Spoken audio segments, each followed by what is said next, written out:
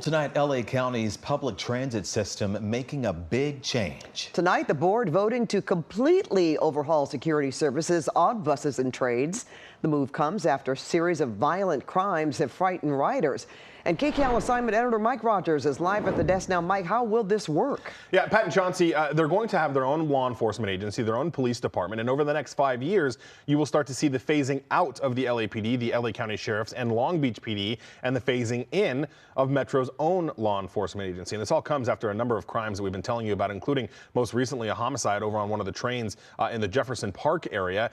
This has all gotten the attention, obviously, of the Metro Board of Supervisors, who have been trying to do what they say is a surge in law enforcement between the three agencies, but they also acknowledge that there are issues with having three separate agencies, none of which are actually run or operated by Metro. This has all kind of brought up the idea of having Metro's own law enforcement agency. It was actually very close to renewing the contracts for these three agencies, and at the last minute, right as they were getting bids here from these agencies, that's when they pulled the plug and decided to investigate having their own agency. Today, they voted to move forward with that. Now, this was all a very long process. They will have to find a police chief. They will have to come up with a plan and how they want to operate and run the system and run the law enforcement agency.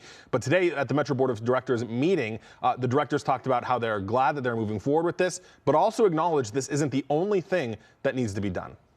We have a solution that is deliberate with checkpoints. It is consistent with best practices and inclusive with stakeholder input.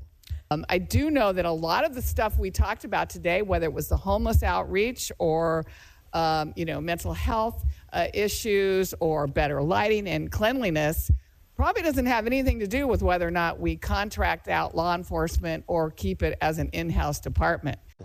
Yeah, Pat and Chauncey, the Metro Board of Directors also acknowledged the cost of having contract agencies, saying every time they renew the contracts and in every year, the cost of having them continues to increase. So they're also looking at this as a cost-saving measure as well. All right. Thank you so much, Mike.